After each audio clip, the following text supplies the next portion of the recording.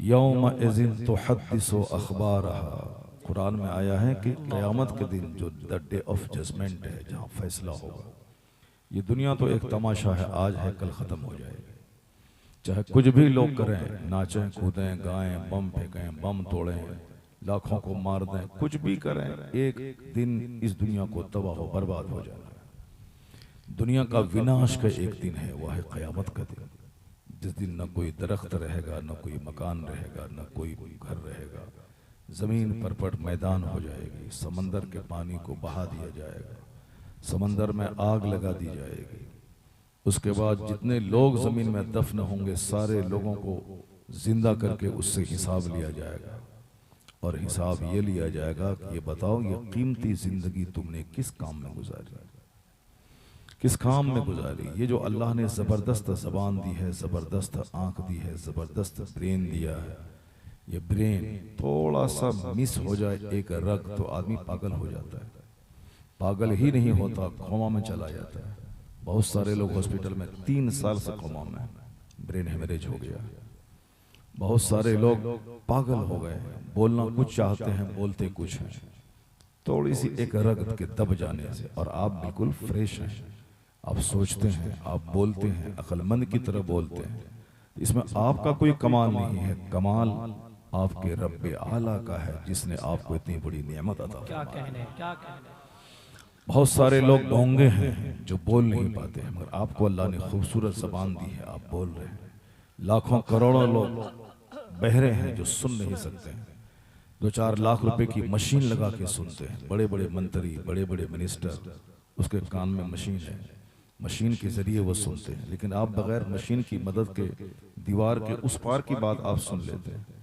औरतें इसमें बहुत चालाक होती हैं, वो बहुत दूर से सुन लेती हैं कि सास क्या बोल रही है और घर की दूसरी और ख़वातीन क्या बोल रही हैं। बहुत तेज उसके कान होते हैं। अब ये बताइए कि ये कान जो तेज हैं, सुन लेते हैं, ये हमारा कोई रोल नहीं। अल्लाह ने एक बड़ी नेमत अता की है कान की सूरत में। तो ये इसलिए नहीं दिया है कि इस कान में वायर ठूंस के गाना सुन, ये ज़बान इसलिए नहीं दी है ताकि मैं दिन रात गाली गलौज करता रहूं। यह ब्रेन इसलिए नहीं दिया है कि मैं निगेटिव सोच करके दूसरों को बर्बाद करने का प्लान बनाऊं। ये पाँव इसलिए नहीं दिए हैं कि सिनेमा हॉल की तरफ चल के 3 घंटा वहां पैसा दे के गुनाह करके वहां से वापस आऊं। ये अल्लाह ने पाँव नहीं दिए हैं कि मैं शराब की भट्टी में जाके 2 घंटे बैठकर शराब पीऊं, फिर वहां से वापस आने के बाद अपनी बीवी और माँ का फर्क मिटा दूं। इसलिए नहीं है, बल्कि ये पाँव इसलिए दिया है कि क़यामत के दिन अल्लाह इन सारी नेमतों के बारे में सवाल करेगा। ये बता दे, तुमने ज़बान का इस्तेमाल कैसे किया, तुमने आंख का इस्तेमाल कैसे किया, तुमने कान का इस्तेमाल कैसे किया। सुम्मा लतुसअलुन्ना यौमा इज़िन अनिन नईम, सारी नेमतों के बारे में क़यामत के दिन सवाल होगा। उस दिन आदमी की ज़बान को सील्ड कर देगा अल्लाह, मोहर लगा देगा। आदमी के हाथ अल्लाह से बात करेंगे कि इससे क्या काम लिया गया। ये पाँव गवाही देगा कि इस पाँव को किस तरफ ले जाया गया। अल्लाह फरमाता है, अल यौम नख्तिमु अला अफ़वाहिहिम व तुकल्लिमुना ऐदीहिम व तशहदु अर्जुलुहुम। अल्लाह कहता है, आज हम उनकी जबान को सील्ड कर देंगे, मोहर लगा देंगे। जबान से कुछ नहीं बोल पाएगा कि हमने ये नहीं किया तो हमने वो नहीं किया, हमने ऐसा किया, उसका ये मतलब था, उसकी ये तावील थी, कुछ नहीं। जबान को सील्ड कर देगा अल्लाह। जबान से बंदा कुछ नहीं बोल पाएगा, कुफार और मुशरिकीन कुछ नहीं बोल पाएंगे। ये हाथ गवाही देगा कि इस हाथ से क्या काम लिया गया। ये हाथ बोलेगा कि इससे क्या क्या काम लिया गया। ये पांव गवाही देंगे कि कहाँ इसको लेके चला गया। तवाइफ के कोठे की तरफ ले गए, सिनेमा हॉल की तरफ ले गए, कि मस्जिद की तरफ ले गए, कि मदरसा की तरफ ले गए, कि जलसागाह की तरफ ले गए। ये पांव खुद गवाही देगा, ये पेट गवाही देगा इसमें हलाल डाला है कि हराम डाला है। यह पेट गवाही देगा, यह शर्मगाह गवाही देगी कि इसको लीगल तरीके से इस्तेमाल किया गया या गैर कानूनी तरीके से इसका गलत इस्तेमाल हुआ। इस दुनिया में भी हर आदमी चैन से नहीं है। अल्लाह रब्बुल इज्जत दौलत किसी को दी है तो किसी को औलाद नहीं दी है, औलाद किसी को दी है तो औलाद नाकारा औलाद है। किसी के पास पैसों की फरावानी है तो सेहत उसके पास नहीं है। ऐसा नहीं कि इस दुनिया में बहुत चैन है, इस दुनिया में भी चैन नहीं है। सबके पास 99 लोगों के पास टेंशन ही टेंशन है। क़यामत के दिन उस दिन वो शख्स आराम से रहेगा जो इस दुनिया के टेंशन पे सब्र किया होगा, इस दुनिया में पेशेंस और धैर्य से रहा होगा। क़यामत के दिन सारी नेमतों का हिसाब होगा। बेलगाम अल्लाह आपको नहीं पैदा किया इस दुनिया में कि जैसे चाहे जिए, जो चाहे खाएं, जो चाहे बोलें, जैसे चाहे रहें। अल्लाह ने आजादी दी है कि जैसे जीना है यहां जी लो। क़यामत के दिन तुझको हिसाब देना होगा। उस दिन तुमको बताना होगा कि माल तुम कहां से कमाए, कहां तुमने खर्च किया। ये सवाल का जवाब देना होगा। मिन ऐना इक्तसबा, ये माल कहां से कमाया। वफीमा वज़अहु, in which ways you spent this, किस रास्ते में तुमने इसको खर्च किया। ये तो हिसाब देना होगा। किसको? जमीन बनाने वाले, आसमान बनाने वाले खुदा को, पानी के एक कतरे से जिसने हमको पैदा किया, माँ का माहवारी खून रोक कर जो माँ के पेट में मेरी ग़िज़ा का इंतजाम किया है, जो माँ की शर्मगाह से मुझे निकाल के दुनिया में जिंदगी दी है, जो माँ की खुश्क छाती में दूध की नहर बहा के मेरी ग़िज़ा का इंतजाम किया है, जो अल्लाह तबारक तआला जमीन से गेहूं और चावल उगा के मेरे जीने का इंतजाम किया है, जो अल्लाह समंदर की मछलियों और परिंदों के गोश्त से हमको विटामिन्स और प्रोटीन्स और हमें ताकत का इंतजाम किया है, जो अल्लाह हमें गाय, भैंस और बकरी के दूध के जरिए हमको ताकत दी है, जो अल्लाह हमें रात देकर हमें सोने का, आराम करने का जबरदस्त मौका अता किया, जो अल्लाह सूरज देकर दिन के उजाले में काम करने का जबरदस्त शानदार सुनहरा अवसर प्रदान किया, जो अल्लाह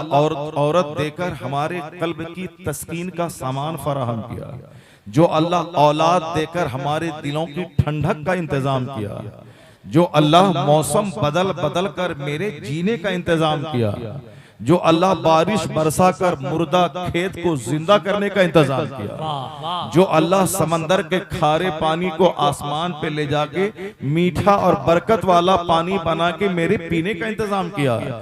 वो रब्बे करीम मुझसे सवाल करेगा कि बता दे मेरे बंदे, मैंने दिन बनाया तेरे लिए, रात बनाया तेरे लिए, सूरज और चांद बनाए तेरे लिए, मैंने औरत और बच्चे को बनाया तेरे लिए, मैंने मौसम की तब्दीली की तेरे लिए, ये सारी नेमतें तेरे लिए, और तुम अब बताओ कि मेरे लिए तुमने क्या किया, मेरे लिए तुमने क्या किया। तुमने इस पेशानी का क्या इस्तेमाल किया, तुमने इस जबान का क्या इस्तेमाल किया। तुम भूल गए कि मौत और जिंदगी को क्यों बयान किया, क्यों पैदा किया गया। तबारकल्लज़ी बियदिहिल मुल्क व हुवा अला कुल्लि शैइन कदीर अल्लज़ी खलक़ल मौत वल हयात लियब्लुवकुम अय्युकुम अहसनु अमला, जिसने मौत और जिंदगी पैदा की ताकि जांचे कि तुम में से किसका काम अच्छा। यह जमीन, ये आसमान, ये सूरज, ये चांद, सितारे, नदी, नाले, सब कुछ अल्लाह ने मेरे लिए पैदा किया है, और मेरी पेशानी का सजदा अल्लाह ने अपने लिए रखा ताकि सारी नेमतों का इस्तेमाल तुम करो, और इस पेशानी को मेरे सजदे के लिए खास कर दो, मेरी इबादत के लिए। रात भर सो, फजर में नमाज पढ़ने के लिए तू मेरी बारगाह में आ जा, 8-10 घंटे खेत खलियान में जा, जोहर में मेरे पास आ जा, 4 घंटे खेत पर आ, फिर 10 मिनट के लिए मेरे पास आ जा, 2 घंटा के लिए फिर बाजार जा, फिर मगरिब पढ़ने के लिए 10 मिनट के लिए मेरे पास आ जा। 24 घंटे में 5 नमाजों में 1 घंटे का टाइम लगता है। 23 घंटे तुम्हारे लिए, 1 घंटा मेरे लिए। और अगर तुमने 1 घंटा मेरे लिए निकाला तो 23 घंटे की बरकतें तेरे लिए मैं दे दूंगा, दुनिया में राहत दूंगा, इज्जत दूंगा, सेहत दूंगा, और अगर मरेगा तो खूबसूरत जन्नत मैंने तेरे लिए तैयार करके रखा। मरने के बाद जन्नत मैंने तेरे लिए तैयार करके रखा। क़यामत के दिन 4 सवाल बंदों से सबसे पहले होगा, और बंदे का पांव अपनी जगह से हट नहीं पाएगा। ला तज़ूलु क़दम अब्दिन हत्ता युसअल अन अर्बईन। हुजूर फरमाते हैं कि बंदे का पांव क़यामत के दिन, जो बदले का दिन है, 1 इंच अपनी जगह से हट नहीं पाएगा जब तक कि 4 चीजों का सवाल न हो जाए। पहला सवाल होगा अन उमरिही फीमा अफना, ये बहुमूल्य जिंदगी तुमने किस काम में गुजारी। सो कर, टेलीविजन देखकर, सिर्फ मोबाइल चला कर, सिर्फ दौलत का मुकाबला करके, मकान का मुकाबला करके, गाड़ी का मुकाबला करके, सिर्फ खेत खरीद कर क्या किया तुमने? इस कीमती जिंदगी का इस्तेमाल 1000 बीघा जमीन का जोतने वाला 2 गज जमीन के अंदर अभी सड़ रहा है कब्रिस्तान में, उनकी कब्र पे जानवर चर रहे हैं, उनकी कब्र पे कुत्ता पेशाब कर रहा है। उनको देख करके इबरत हासिल करें कि हमारे पास तो 10 कट्ठा जमीन है, ये तो 1000 एकड़ जमीन का जोतने वाला था, उनका अंजाम क्या होगा? ये तो गया कब्र में, अब कब्र में 99 अजदहा सांप है कि क्या है, बाल बच्चों को उससे क्या मतलब है? वो तो 40वां और 4 भी बच्चा इसीलिए करता है ताकि समाज वाला ये न बोले कि बाप के मरने के बाद बच्चा कुछ नहीं किया। बाप की मोहब्बत में नहीं करता है, वो सिर्फ समाज वाले को दिखाने के लिए करता है। वो थाने पुलिस वाले को दावत देता है, जो पुलिस वाला 24 घंटे गाली देगा इसकी बिरयानी खा करके, और उसको ताकत इसकी बिरयानी खा के मिलेगी, तो ये भी उस गुनाह में शरीक हो जाएगा। इसीलिए कहा गया है कि नेक लोगों के लिए दस्तरखान बिछाओ, वो खाना खा के सजदा करेगा तो तेरी रोटी की ताकत उसके सजदे में होगी, तू भी उस नेकी में शुमार समझा जाएगा, तुझको भी उस नेकी में से हिस्सा मिल जाएगा। इसलिए गुनहगारों के दस्तरखान मत बिछाओ, नेक लोगों के लिए दस्तरखान बिछाओ, ताकि नेक लोग खाएंगे। मगर 40वां में, बरसी में, तीजा में सिर्फ किसको दावत दी जाती है? होंडे को, लफंगे को, लुच्चे को, समाज के मर्डरर को, हथियारों को, बाहुबली को, इसलिए कि ताकि कल मेरा काम पड़ेगा थाने में तो ये मेरी मदद करेगा। बाप को कब्र में अजदहा सांप डस रहा है कि आग भड़क रही है, वो जहन्नम में अब जलने वाला है, बेटा को कोई मतलब नहीं है। बेटा बाप की डेड बॉडी पे राजनीति करता है कि थानेदार को दावत देके बिरयानी खिलाता है तीजा 4 की, ताकि कल कोई काम मुझको पड़ेगा, मैं थाना जाऊंगा तो वो मेरा काम कर देगा। बाप की लाश के साथ तेरा बेटा राजनीति कर रहा है और तुम उस बेटे के लिए नमाज छोड़ रहा है, तुम उस बेटे के लिए झूठ बोल रहा है, तुम उस बेटे के लिए रोजा छोड़ रहा है, तुम उस बेटे के लिए अपनी आखिरत में आग लगा रहा है। अक्लमंद वो है जो बेटे की वजह से अपने आप को बर्बाद न कर दे, बल्कि बेटे की परवरिश भी इबादत समझ के करे, ताकि कयामत के दिन इस खिदमत का उसको अजर मिल जाए। माशाअल्लाह, इबादत समझकर वह खिदमत करे अपने बाल बच्चों की, नमाज के साथ बच्चों को पाले, रोजा हज व ज़कात के साथ बच्चों को पाले, हलाल के जरिए बच्चों को पाले, हराम से बचकर मकान बनाए, हराम पैसे से मकान न बनाए, वरना जब तक ईंट रहेगी उस मकान में रहने वाले पे वह ईंट लानत बरसाती रहेगी। हराम के पैसे से गाड़ी न खरीदे, वरना वह गाड़ी जब तक चलेगी उसका पहिया उस पर लानत बरसाता रहेगा। हराम के पैसे से 50 बार हज भी कर ले, ये हज उनके चेहरे पे मार दिया जाएगा। हराम के पैसे से 100 उम्रा भी कर ले, ये उम्रा उसके चेहरे पे मार दिया जाएगा। हराम के पैसे से 1 लाख गरीबों को रमजान में इफ्तार करा दे, वो सारा इफ्तार उसके चेहरे पे मार दिया जाएगा। बुजुर्गों ने कहा है कि हलाल का 1 रुपया हराम के 1 करोड़ से ज्यादा बेहतर होता है। इसलिए हलाल खा, हलाल कमा, किराए के घर में रह। जो हराम पैसे से हज को जाएगा और जो काबा में दुआ करेगा, जो दुआ वहां नहीं कबूल होगी, हलाल खा के मोहल्ले की मस्जिद में दुआ कर, अल्लाह तेरी दुआ कबूल फरमा दे। वाह वाह, माशाअल्लाह माशाअल्लाह। सिर्फ एक दौलत कमाने की हवस है, मकान का मुकाबला, गाड़ी का मुकाबला, कपड़े का मुकाबला, खाने का मुकाबला, जमीन की खरीदारी का मुकाबला। तन्हाई में बैठकर बंदा सोचता नहीं है कि कल कयामत के दिन मेरा क्या होगा। पहला सवाल, अन उमर ही फीमा अफना, ये कीमती जिंदगी किस काम में तुमने गुजारी, बताना पड़ेगा। इसका जवाब जब तक बंदा देगा नहीं, 1 इंच हट नहीं पाएगा। किस दिन? जिस दिन एक दिन दुनियावी गिनती के हिसाब से 50,000 साल के बराबर हो। दुनिया में कितने दिन जीते हैं हम लोग? 100 साल। 100 साल के अंदर ही चाहे 70 साल, 80 साल, 90 साल, 50 साल, 60 साल, 40 साल, जब चाहे मर जाए। हमारी जिंदगी 100 साल के अंदर ही खत्म हो जाती है। लेकिन मरने के बाद का जो 1 दिन है, काना मिक़दारुहु 50 अल्फ सना, यानी कुरान शरीफ कहता है कि वो दिन जिसकी मिक़दार 50,000 साल के बराबर। लोग पढ़ता नहीं कुरान, बस कुरान पढ़ा, इसको साफ ऐसे ही जैसे तैसे पढ़ लिया, रट लिया, बस उसके बाद खेल खत्म है। न नमाज है, न रोजा है, न हज है, न ज़कात है, न कुरान पढ़ना है, न कुरान पे अमल करना है। सिर्फ रटने वाले के लिए कोई फजीलत नहीं है। मन क़रअल कुरान व अमिल बिमा फी, जिसने कुरान पढ़ा और जो कुछ कुरान में है उस पर अमल किया।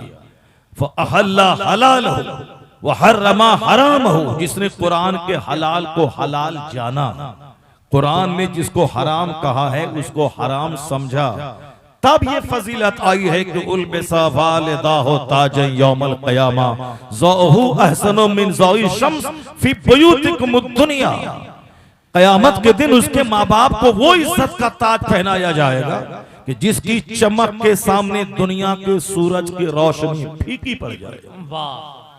किसकी? जो कुरान पढ़ा उस पर अमल किया। कुरान ने जिसको हराम कहा है उसको हराम जाना, कुरान ने जिसको हलाल कहा है उसको हलाल जाना।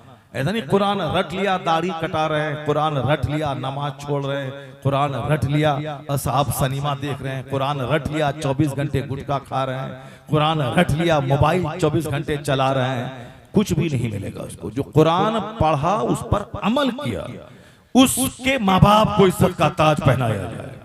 और माँ बाप को जब इनके सदके में यह ताज पहनाया जाएगा तो इनको कितना इनाम मिलेगा। फमा ज़न्नुकुम बिल्लज़ी अमिल बिहाज़ा, तो तेरा क्या गुमान है उसके बारे में जिनके तुफेल माँ बाप को ये इज्जत मिलेगी, तो जिसने याद किया उस पर अमल किया उसको कितनी इज्जत मिलेगी। उसको यही इज्जत मिलेगी कि कुरान पढ़ता जा, जन्नत की मंजिल तय करता चला जा, जहां कुरान खत्म होगा वही जन्नत में तेरी आखिरी मंजिल हो जाएगी। इस बात को हमेशा गिरा बांध के रख ले। सिर्फ कुरान पाक रटने में उतना कोई बड़ा कमाल नहीं है। कोई भी कुरान पाक रट सकता है। मैंने आज एक क्लिप देखी, प्रशांत सिंह जो बिहार में बड़ी राजनीति कर रहे हैं साहब, प्रशांत कुमार, ये कह रहे हैं कि कुरान में आया है इक़रा बिस्मि रब्बिकल लज़ी खलक़। दूसरा सब पंडित तो जैसे तैसे पढ़ता है, मगर ये राजनेता पढ़ा लिखा आदमी है और ये बिल्कुल साफ साफ पढ़ता है कि कुरान में आया है इक़रा बिस्मि रब्बिकल लज़ी खलक़। ये पहली वही, the first revelation of Quran, ये कुरान की पहली वही है। Read in the name of your Lord who created, अपने रब के नाम से पढ़िए जिसने पैदा किया। वो कहना चाहता है कि कुरान का पहला लफ्ज, पहली वही, पढ़िए पढ़िए। इसका मतलब जो कौम पढ़ेगी लिखेगी वो दुनिया में भी कामयाब होगी, और जो कुरान पे अमल करेगी वो आखिरत में जन्नत चली जाएगी। वाह, पढ़िए। जाहिल रहने को, जाहिल को तो दुनिया में इज्जत मिलेगी, न घर में इज्जत मिलेगी, न समाज में इज्जत मिलेगी। वह करोड़ों कमाने के बाद भी जाहिल ही कहलाएगा। करोड़ों कमाने के बाद भी न उसको खाने का ढंग, न पहनने का ढंग, न पेशाब पाखाना करने का ढंग, न बाल बच्चों से अच्छे ताल्लुकात का ढंग। वो सारी जिंदगी जानवरों की तरह रहेगा और जानवर की तरह बुरी मौत प्यासा मर जाएगा। इसलिए इस्लाम कहता है खूब पढ़ो लिखो, उस पर अमल करो ताकि दुनिया में इज्जत की जिंदगी गुजारो और इज्जत की मौत मरो, मुस्तफा की शफाअत से जन्नत की बात। इसलिए मदरसा, इसीलिए स्कूल, इसीलिए कॉलेज, इसीलिए जलसा होता है, इसीलिए जुमा की तकरीर, ईदैन की तकरीर, खुतबा निकाह की तकरीर, ये सारी तकरीरें इसीलिए हैं ताकि आप जहालत के अंधेरे से निकलकर इल्म के उजाले में आए, सिविलाइज्ड जिंदगी गुजारें। किराए के घर में रहना ऐब की बात नहीं है, मिट्टी के घर में रहना ऐब की बात नहीं है, मगर गुनाह करना ये ऐब की बात है, हराम खाना ये ऐब की बात है, नमाज छोड़ना ये ऐब की बात है। जो किराए के घर में नमाज पढ़ता हो और हलाल खाता हो, उसकी जियारत के लिए आसमान से फरिश्ते नाजिल होते हैं, उससे मुसाफा फरिश्ते करते हैं, उससे मुसाफा फरिश्ते करते हैं। और जो महलों में रहता हो, जो 1000 एकड़ जमीन जोतता हो, मगर वहां नमाज नहीं है, वहां रोजा हज व ज़कात नहीं है, वहां हलाल नहीं है, तो उसको तो फरिश्ते तो क्या 24 घंटे उसके इर्द गिर्द शैतान रहते हैं। दोस्तों में चोर उसका दोस्त, डकैत उसका दोस्त, शराबी उसका दोस्त, ज़िनाकार उसका दोस्त, लुच्चा लफंगा गाली देने वाला उसका दोस्त। बुरी मौत मरता है वो, कभी हॉस्पिटल में एड़ी रगड़ के मरता है, कभी पेशाब पखाना रूम में मरता है, कभी साहब वो ताड़ी की भट्टी में मरता है, कभी शराब पीते हुए मरता है, कभी गुटखा मुंह में रखते हुए मरता है। बुरी मौत मरता है। लेकिन आप बोलेंगे मौलाना तुम भी तो मरेगा, तेरे लोग भी तो मरते हैं। हाँ हाँ, यही तो फर्क है कि कोई शराब की भट्टी में मरता है और कोई मस्जिद में हालत नमाज में मरता है। कोई ताड़ी की भट्टी में मरता है और कोई जलसागाह में आके जिक्र खुदा सुनते सुनते मरता है। नहीं देखा मेरा कारी रज़ियल्लाह वह तकरीर करते करते आखिरी जुमला ज़बान से निकला, हो गई मेरी गजल बढ़कर कसीदा नूर का। तकरीर खत्म हुई, उधर रूह निकल गई। इस मौत पे तो सारी मौतें रश्क करेंगी, जो आम मौत नहीं बल्कि शहादत की मौत मर गया खुदा खुदा करते करते मर। वाह वाह, मरना तो सबको है, कुरान पढ़ते हुए मरना और है, मोबाइल देखते हुए मरना और है, कुरान देखते हुए मरना और है, बहुत अच्छा, गुटखा खाते हुए मरना और है, कलमा शरीफ पढ़ पढ़ दरूद पढ़ पढ़ के मरना और है। इसलिए जबान को हमेशा गुटखा से खाली रखो और हर वक्त कलमा शरीफ पढ़ते रहो, ताकि किसी खेत खलियान में अगर फरिश्ता आके रूह निकालने लगे, वहां कोई कलमा पढ़ाने वाला ना हो, तो जो जैसी आदत जिंदगी में डालेगा और मरते वक्त उस वही हालत उसकी होगी, और जो जिस हालत में मरेगा उसी हालत में कयामत के दिन उठाया जाएगा। इसलिए जबान को बीड़ी गुटखा सिगरेट से खाली रख, हर वक्त जबान पे जिक्र और दुरूद जारी रख, ताकि बंद कमरे में, 5 स्टार होटल में या खेत में, हॉस्पिटल में अगर मौत आ जाए तो फरिश्ते तुझको तलकीन करके तेरी जबान से कलमा जारी फरमा दें, ताकि वहां कोई रिश्तेदार हो ना हो, मगर फरिश्ते तुझको तेरी जबान से कलमा जारी फरमा दें। और जिसका आखिरी जुमला कलमा होगा, दखलल जन्नह, वो जन्नत में दाखिल हो जाए। क़यामत के दिन ये 4 सवाल, ये हदीस पाक पढ़े, फिर मैं कुरान शरीफ की उस आयत करीमा की जो मैंने तिलावत की है उसकी तरफ मैं लौट के आता हूँ। आप सब कोई एक बंदा भी उठ के नहीं जाएंगे, तकरीर पूरी सुन के जाएंगे, वादा है सुन के जाएंगे आप लोग। हाथ उठा के बोले ला इलाहा इल्लल्लाह मुहम्मदुर रसूलुल्लाह सल्लल्लाहु अलैहि वसल्लम। ये जमीन जहां आप बैठे हुए हैं इसको गवाह बना लें, कयामत के दिन ये जमीन कहेगी अल्लाह के सामने, इलाही यह लोग झूठ नहीं सच सुनने के लिए मेरी पीठ पर बैठा था। इस जमीन पे जो भी काम किया जाए, सीसी कैमरा की तरह जमीन उस सारी गतिविधि को नोट करती है। यू आर अंडर सीसी, क्या कहते हैं वो, you are under CC camera. आप सीसी कैमरा की निगरानी में आप हैं, आप सीसी कैमरा की निगरानी में आप हैं। सीसी कैमरा की निगरानी में बंदा डर जाता है कि करोड़ों का माल मॉल में रखा हुआ है, मगर एक चीज अपनी जेब में नहीं रखता, चूंकि जानता है कि मैं सीसी कैमरा की निगरानी में हूं। तो अब जब सीसी कैमरा की निगरानी में हो तो बंदा करोड़ों का माल नहीं चोरी करता। तो फिर यही बात दिमाग में जगह दे दें कि जमीन हर वक्त मेरी सारी गतिविधि को नोट कर रही है। ये बात जब जम जाएगी तो जिस तरह मॉल में आप कोई सामान चोरी नहीं करते कि सामने जाके पकड़ लेगा, सीसी कैमरा में मेरी सारी गतिविधि नोट हो रही है, तो फिर बंदा ना 5 स्टार होटल में गुनाह करेगा, न गन्ने के खेत में गुनाह करेगा, न मकई की झाड़ी में गुनाह करेगा, न बांस की बाड़ी में गुनाह करेगा, न बंबई में गुनाह करेगा, न अपने घर के अंदर गुनाह करेगा। वो जानेगा कि 2 फरिश्ते मेरी गतिविधि को नोट कर रहे हैं और जमीन मेरी गतिविधि को नोट कर रही है। ये अकीदा जितना पुख्ता होता जाएगा उतना अल्लाह का डर दिल में बैठता चला जाएगा, इतना डर दिल में बैठता चला जाए। आज साहब कॉमेडी कोई बोल रहा है, कोई कुछ कहानी बोल रहा है, कोई साहब तरह फितनो फसाद की बातें कोई बोल रहा है, ये आखिरत की बात क्यों नहीं करता? आज लोग बेलगाम हो रहे हैं, अल्लाह का डर दिल से निकल रहा है, लोग गैर जरूरी बातें कर रहे हैं। ये बातें जिसके लिए मैं पैदा हुआ हूं उसकी तरफ कोई तवज्जो नहीं है। आखिरत का चर्चा कुरान में सूरे फातिहा से लेकर कुल बिन नास तक हर सूरत में सिर्फ आखिरत का चर्चा।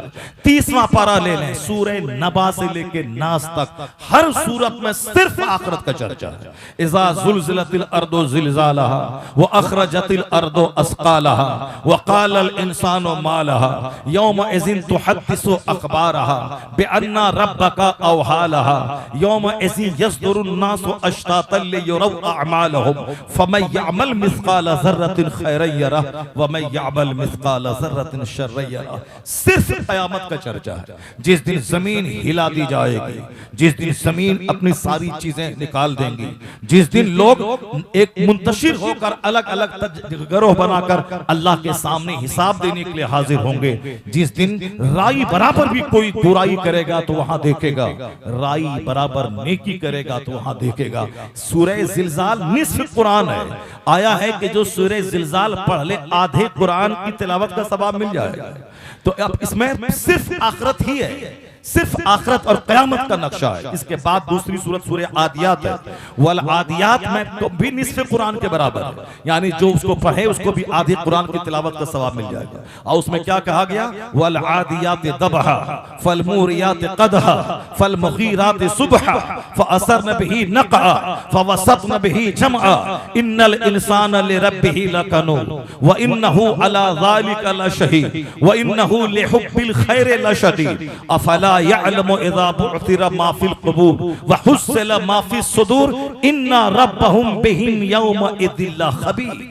इसमें 5 कस्में हैं शुरू में, यानी मुजाहिदीन के घोड़े की टापों की कस्में।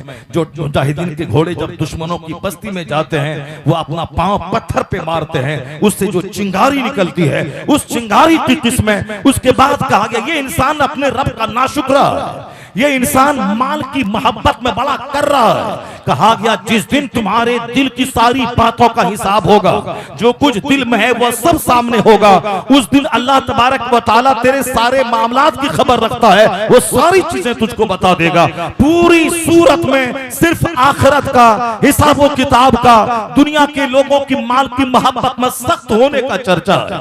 कोई साहब इधर की उधर की लंतरानी बातें कर रहा है, कोई पॉलिटिकल बातें, राजनीति करने की बातें। मैंने आज से 5 साल पहले कहा था, अगर अल्लाह तुम्हें हुकूमत दिया है तो जुल्म मत करना, इंसाफ करना। अगर जुल्म भी करेगा तो भी जिंदगी भर हमेशा नहीं रहेगा, इंसाफ करेगा तो तेरी आने वाली नस्लें तुझको याद रखेंगी।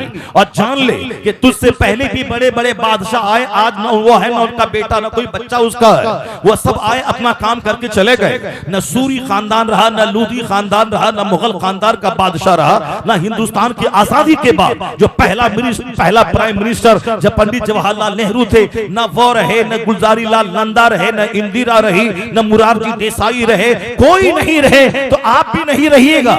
मगर आपके काम दुनिया में रहेंगे कि लोग दुनिया बोलेगी वो जालिम था, उन्होंने लोगों को सताया, उन्होंने लोगों को परेशान किया, उन्होंने लोगों की जमीन के लूटने का काम किया, उन्होंने लोगों की इबादतों पे पहरा लगाया। इसलिए जुल्म मत कीजिए, जब अल्लाह ने मौका दिया है तो इंसाफ कीजिए ताकि आने वाली नस्लें याद करें कि बड़ा अच्छा आदमी था जो अच्छा काम किया। दुनिया में कोई हमेशा रहने नहीं आया है, आप भी नहीं रहने आए हैं। और आप अगर कल मर गए, और मरना तो है ही, हर पैदा होने वाले को मरना ही है, तो तन्हाई में बैठ के सोचिए कि मेरे मरने के बाद मेरे गांव के लोग मेरे बारे में क्या तबसरा करेंगे। एक चोर चला गया, एक डकैत चला गया, एक शराबी चला गया, एक गलंधर चला गया, दूसरों की बहू बेटी को बुरी निगाह देखने वाला चला गया, रात रात भर टीवी देखने वाला चला गया, हमेशा 24 घंटे मोबाइल चलाने वाला चला गया, मस्जिद में बैठकर, जलसे में बैठकर, खानका में बैठकर, मदरसे में बैठकर, दीनी महफिलों में सिर्फ मोबाइल चला चला के दुनिया से चला गया, गुटखा खा खा के चला गया, क्या करके चला गया। इस तरह जिंदगी गुजार है कि लोग कहें एक नमाजी चला गया, एक तहज्जुद गुजार चला गया, एक तिलावत करने वाला चला गया, हर महीने 3 खत्मे कुरान करने वाला चला गया, सदका तो खैरात करने वाला सखी चला गया। आला हजरत कहते हैं जब कोई सुन्नी मरे तो लोग ना कहें कि फासिको फाजिर गया, बल्कि लोग ये कहें मोमिने साले गया, तय्यब वो ताहिर गया। वाह वाह, यानी वो तय्यब गया, ताहिर गया, पाक गया, नमाजी गया। कम से कम ऐसा जाइए, ऐसी जिंदगी ना गुजारे कि लोग बोले कलंधर चला गया, समाज का पापी चला गया, एक बेनमाजी चला गया, एक समाज के जो बोझ था वो चला गया। इसलिए अच्छा काम करके जिंदगी बहुत लिमिटेड है, जिंदगी बहुत मुख्तसर है। 100 साल गुजरने में देर नहीं लगती, 100 साल चुटकी में गुजर जाते हैं। जितने पैदा होने वाले भगीरथपुर में थे सब मर गए, और जो आज हैं वो भी मर जाएंगे, और जो कल आने वाली नस्लें होंगी क़यामत कायम होने से पहले पहले सबको मरना है। लेकिन मरने वाला वो भी मरा जो गरीब नवाज बन के अजमेर मुअल्ला में है, उनकी कब्र पे जानवर नहीं चढ़ता है, 24 घंटे वहां गुलाब चढ़ाया जाता है, वहां अत्र चढ़ाया जाता है। तो जो 1000 एकड़ जमीन के लिए मरा, वो तो जमीन में उसकी लाश तंग हो गई, वहां कीड़े मकोड़े खा रहे हैं। लेकिन जो रब के दीन की तबलीग के लिए वतन छोड़ा, जो रात इबादत इबादत में गुजारी, जो दीन की खातिर मेहनत में गुजारा, अल्लाह ताला उनके विसाल के बाद उनकी मोहब्बत करोड़ों लोगों के दिलों में डाल देता है और लोग आते हैं वहां, फातिहा पढ़ते हैं, दुआ करते हैं, फूल चढ़ाते हैं, चादरें चढ़ाते हैं, ताकि दुनिया वाला जान ले कि इबादत का ये इनाम है।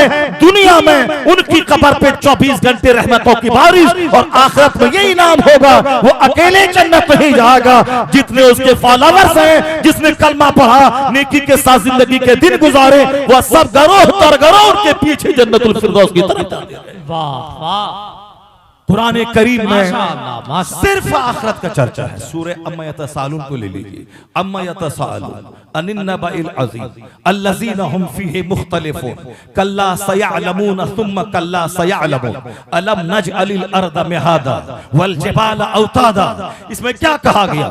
यह लोग आपस में किसकी बातचीत कर रहे हैं? यह लोग आपस में एक बड़ी खबर क़यामत की बातें कर रहे हैं, बड़े खबर की। अनिन नबाइल अज़ीम, नबाइल अज़ीम ने बड़ी खबर, बड़ी खबर मतलब वही जो दुनिया का विनाश होने वाला है, समंदर में आग लगने वाली है, समंदर के पानी को बहा दिया जाने वाला है, सारी जमीन परपट मैदान हो जाएगी, न नदी रहेगी, न नाला रहेगा, न पहाड़ रहेगा, न कोई दरख्त, न कोई मकान रहेगा, कुछ नहीं रहेगा, जमीन परपट मैदान हो जाएगी। सवा नेज़े पे आफताब आएगा, आदमी गर्दन और नाक और सर तक पसीने में डूबा हुआ रहेगा। 50,000 साल में आधा दिन यानी 25,000 साल तक इसी हैरानी परेशानी में रहेगा। दिमाग से बातें निकाल दी जाएंगी कि इस परेशानी में क्या करें, किसको सिफारिशी बनाएं, किसके पास जाएं जो इस संकट से नजात दिलाए।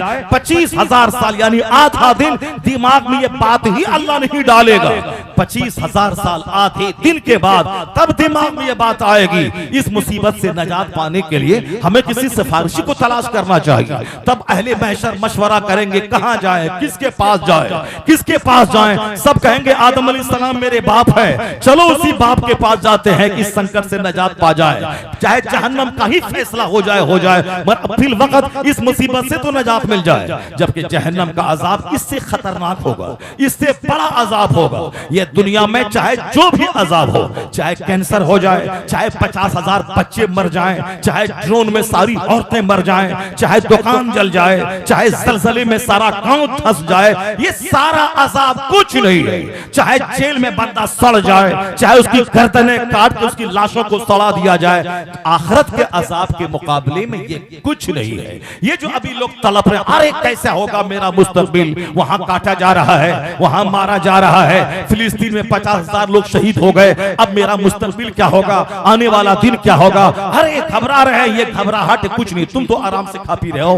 एक दिन एक रात बगैर खाए पिए ये बता दे कि तुमने फिलिस्तीन के शोहदा की याद में तुमने गुजारे, कि अल्लाह ताला उनको उनके सब्र का इनाम दे दे, मुजाहिदीन को अल्लाह हिम्मत और हौसला और गैब से उसकी नुसरत और मदद फरमा दे। बस सिर्फ मोबाइल देखना है, चू चू करना है, उसके बाद न गुटखा बंद हुआ, न खैनी बंद हुई, न गले तक खाना बंद हुआ, न 10 घंटे की नींद बंद हुई, न 10 सजदा अलग से किया, न उसके लिए 10 सजदा किया कि ताकि रात में उठ के अल्लाह से दुआ करे ही उसके मामला को आसान फरमा दे। नहीं, बस चू चू किया, उसके बाद वही गर्दन तक दबा के खाना, वही लूज मोशन और वही साहब फजर असर जोहर सारी नमाजें छोड़ना, वही दुनियादारों की तरह एक दुनियावी जिंदगी गुजारना या गुनाहों से भरी हुई जिंदगी गुजारना। चू चू करने से क्या होगा?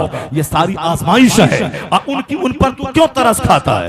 वह लोग दुनिया की खातिर नहीं मरे हैं। अगर 50,000 बच्चे औरतें शहीद हो गई हैं, शहीद हो गए हैं सारे लोग, तो वो शहादत की मौत मर गए। आपने अपनी फिक्र करो कि तू कहां मरेगा, तू लेटरिन रूम में मरेगा, तू पखाना करते हुए मरेगा, कि तू हॉस्पिटल में एड़ी रगड़ के मरेगा, कि मोटरसाइकिल के एक्सीडेंट करके हजारों टुकड़े टुकड़े होके तू मरेगा, कि आईसीयू में मरेगा, कि ऑक्सीजन के तड़प तड़प के मरेगा, कि कोरोना में मरेगा। वो तो मर गया, शहादत की मौत मर गया, वो आला मौत मर गया, टिबले अव्वल के लिए मर गया, कलमा पढ़ते पढ़ते मर गया। जब मरना ही था, आज मरे या 70 साल के बाद, तो काबिले रश्क है वह मौत जो खुदा की कातिल उसको शहादत की। वाह वाह, वो तो काबिल रश्क मौत मर गया। तो आप अपनी फिक्र करें कि आप कैसे मरेंगे और आप कहां मरेंगे और किस हालत में मरेंगे। वो तो शहादत की मौत मर गए। दुनिया की सारी मुसीबतें आखिरत की मुसीबत के बारे के सामने हेज है। वाला अजाबुल आखिरत अकबर। अल्लाह कहता है आखिरत का अजाब इससे बड़ा है। मक्का के लोगों पे अल्लाह ने कहर जारी की। लोग ताने ताने को तरस गए, यहां तक के लोग दरख्त के पत्तों को खाने लगे, यहां तक के पुराने चमड़े को गला गला के लोग खाने लगे। ये खतरनाक अजाब उन लोगों को दिया गया था जो आखिरत को झुटला रहा था, जो कहता था कौन आखिरत, कैसी कयामत, इस यही दुनिया सब कुछ है, मरने के बाद कुछ नहीं होगा, कैसे बंदा जिंदा होगा, जो मर के सड़ के कब्र में चला गया वह दोबारा कैसे जिंदा हो गया। अल्लाह कहता है तुम कहते हो तो कैसे जिंदा करेगा, तुम्हारी पैदाइश जो पानी के कतरे से हुई है, तुम अपनी पैदाइश को भूल गए। जो अल्लाह तुम्हें पानी की बूंद से पैदा कर सकता है वो अल्लाह दोबारा तुम्हारी सड़ी हुई हड्डी में जान दे के जिंदा कर सकता है। क्योंकि पानी की बूंद से पैदा करना ये अल्लाह के लिए आसान है, तो फिर हड्डी सड़ी हुई उसमें जान डाल देना ये तो और आसान है अल्लाह के लिए। और तुम कहता है कि कैसे कैफ युहील मौता, कैसे अल्लाह दोबारा मुर्दे को जिंदा करेगा। अल्लाह फरमाता है कि मैंने तुझको पैदा किया है, मैं तुझे जिंदा करूंगा, फिर मैं तुझसे हिसाब किताब लूंगा। उन लोगों ने अजाब को झूठ लगा, कैसा अजाब, कौन अजाब आने वाला है। अल्लाह ने ये अजाब नाज़िल किया, कहत का अजाब। लोग दरख्त के पत्ते खाने लगे, लोग चमड़ा को गला गला के खाने लगे। जब दर्दनाक अजाब आया अल्लाह फरमाता है ये अजाब तो छोटा सा अजाब है, वाला अजाबुल आखिरत अकबर, आखिरत का अजाब तो इससे बड़ा है। जहां एक सेकंड का जो अजाब जहन्नम में होगा, जिसमें अदना दर्जे के जहन्नमी को आग का जूता पहना दिया जाएगा, उसकी गर्मी में सर ऐसा खोलेगा जैसे कि कढ़ाई में रखा हुआ तेल आग पे खोल रहा हो। वो ये समझेगा कि सबसे बड़ा अजाब मुझको हो रहा है, हालांकि ये सबसे अदना तरीन अजाब होगा, सबसे कम अजाब होगा। जब कम अजाब का ये आलम है, जो सबसे बड़ा अजाब जहन्नम का होगा, वो अजाब कैसा होगा जहां जहन्नमियों का पीप और थोहन पिलाया जाएगा, पीने के बाद अतड़ी कट कट के बाहर निकल जाएगी। प्यास के मारे जब आदमी परेशान होगा तो जहन्नमियों के जख्मों की पीप उसको पिलाया जाएगा। ये सारी चीजें कुरान शरीफ में मौजूद है। बस ऐसे रटा ऐन खैन शीन खा काफ, इसके पीछे मेहनत है, मगर उसके पीछे मेहनत नहीं कि कुरान के अंदर में क्या है। ज़क़ूम किसे कहते हैं, और फिर वाला अज़ाबुल आखिरत अकबर किसको कहते हैं, और फिर हुरूम मक़सूरातुन फिल ख़याम में क्या आया है, लम यतमिसहुन्ना इंसुन क़ब्लहुम वला जान में क्या आया है। मीनिंग पे कोई नजर, सिर्फ ऐन गैन खा और शीन पे मेहनत है कि शीन निकाले, खा निकाले, गैन निकाले, स्वाद निकाले, दाद निकाले, दाल निकाले, इस पे मेहनत है, मगर कुरान की मीनिंग पे मेहनत नहीं है। कुरान नाजिल क्यों हुआ, इसके शान नुज़ूल क्या है, इसके अंदर से नसीहतें क्या क्या मिल रही है, असल मकसद वो है। कुरान इसलिए नाजिल हुआ है कि the Quran has been revealed to read it, to understand it, to consider in it, to act upon it and to establish the rules of the Quran by it. एक स्कॉलर ने कहा कुरान इसलिए नाजिल हुआ है कि इसको पढ़ा जाए, इसके मानी में गौर किया जाए और फिर कुरान के मुताबिक जिंदगी गुजारी जाए, और फिर कुरानी निजाम को लेकर समाज में फैलकर क्राइम को मिटाया जाए और कुरानी निजाम में हुकूमत अल्लाह की जमीन पे कायम किया जाए। इतने बड़े प्लान को लेकर कुरान नाजिल हुआ है। हुजूर फरमाते हैं इन्नल्लाह यरफउ बिहाज़ल किताब अक़वामा व यदउ बिही आखरीन। अल्लाह इस किताब के जरिए कुछ लोगों को बुलंद कर देता है और कुछ लोगों को पस्त और जलील कर देता है। किसको, जो कुरान पढ़ेगा, सीने से लगाएगा, उस पर अमल करेगा, उसके मुताबिक जिंदगी गुजारेगा, वो रहे बकरी का चराने वाला, अल्लाह उसे इज्जत देगा, अल्लाह उसे जमीन का हाकिम बना देगा। जैसे अरब के लोग बकरियां चराते थे, ऊंट चराते थे, वह लोग खजूर की गुठलियां चुन चुन के खाते थे, लेकिन जब उन्होंने सरकार पर ईमान लाया, कुरान करीम को सीने से लगाया, फिर कुरान के मुताबिक जिंदगी गुजारी, जो बरसाह बरस के शराबी थे, शराब की बूंद बूंद से नफरत करने लगे। जब कुरान नाजिल हुआ, आका अलैहिस्सलाम की तशरीफ आवरी हुई, जो लोग ज़िनाकारी के आदी थे, अपनी सौतेली माओं के साथ दुर्व्यवहार करते थे। पर हुजूर की आमद के बाद, सरकार की नसीहतों के बाद वह लोग अजनबी औरतों पे भी पूरी निगाह डालने से बच गए। यहाँ तक कि हुजूर ने ऐसी सोच बदल दी, अरब के लोगों की अंदर से बाहर से इतना चेंज कर दिया कि एक औरत इराक से चल के आती है, जेवरात से लैस होकर खाने काबा का तवाफ करके लौट जाती है, कोई पूछने वाला नहीं कि तू कौन है, कहां से आई है। जो अपनी सौतेली माताओं से दुर्व्यवहार करते थे, इस कदर अंदर से पवित्र और पाक हो गए कि अब कोई खूबसूरत तरीन औरत जेवरात से सज धज कर आ रही है, तवाफ काबा करके लौट जा रही है, उसको कोई खौफ, कोई खतरा किसी से नहीं। अगर खतरा है तो सिर्फ दरिंदों से, सिर्फ शेरों से खतरा है, इंसान से कोई खतरा नहीं। इस कदर सोच बदल गई। खुद न थे जो राह पे औरों के हाथी बन गए, क्या नजर थी जिसने मुर्दों को मसीहा कर दिया। जो लोग मुर्दा थे, तहजीब जिसकी मुर्दा थी, अंदर से गिरे हुए थे, मुस्तफा ने ऐसा हाइल, ऐसा अपलिफ्टमेंट दिया कि तहजीब और तमद्दुन के ऊंचे कगार पे फाइज हो गए। अब अरब की तहजीब सारी दुनिया के लिए काबिले रश, आइडियल और मॉडल बन गई। अब वहां के लोग अरब से निकले, ईरान पे गालिब आ गए, वहां के लोग अरब से निकले, रूम के हाकिम बन गए। जब उन लोगों ने कुरान पाक को सीने से लगाया, उस पर अमल किया और कुरान पाक लेके जमीन पर फैल गए कि सारी दुनिया इस पे अमल करे